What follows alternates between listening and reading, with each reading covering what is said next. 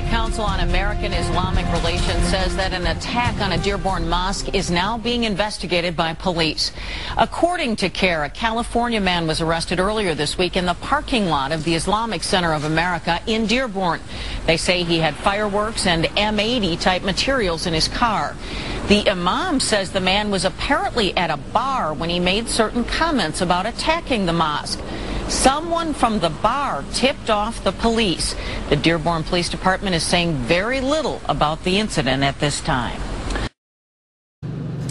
Hey, good morning to you here at the Islamic Center for America. A lot of the people who pray here, who come here at the community center, are kind of startled by what happened. It all happened on Monday. Apparently, a 63-year-old man by the name of Roger Stockham from California came to this parking lot, according to Dearborn police, and they arrested him on two charges. One, making a threat of terrorism, and then the other count that they made against him was possessing explosives. We're talking about grade C fireworks that were basically inside of that man's car. We're told that he was arrested behind the mosque here and was taken into custody, held on $500,000 bond.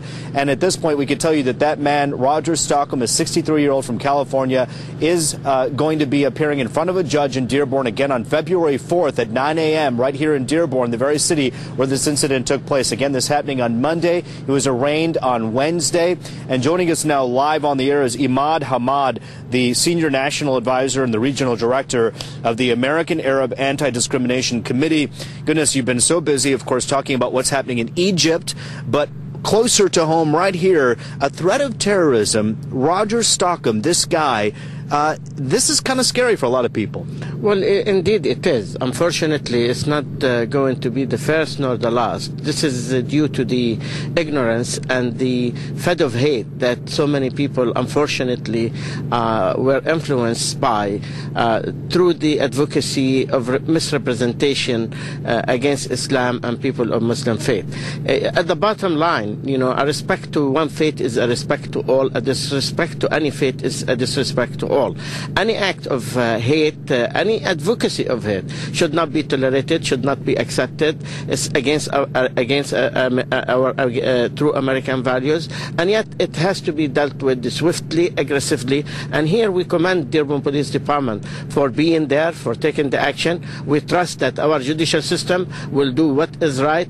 There is a lesson here that any act of violence, any act of hate in America or outside America should not be condemned and should not be tolerated under any circumstances. Mr. Hamad, the guy who apparently and allegedly did this, we're talking about Roger Stockham driving in or flying in from California, however he got here. The question that a lot of people at home have is, this guy apparently thought that he thinks all Muslims are extreme, perhaps, and you guys have a very clear message. Goodness gracious, there's churches right next door. You're just one of the many religious organizations here, trying to do what you do. Indeed, some of it is ignorance, some of it is meant to be. It's a matter of ideological beliefs. Some people just look at Islam as nothing but a faith of terror, a faith of extremism. On the contrary, Islam, like any other faith, one common bond, which is love, peace, harmony, coexistence.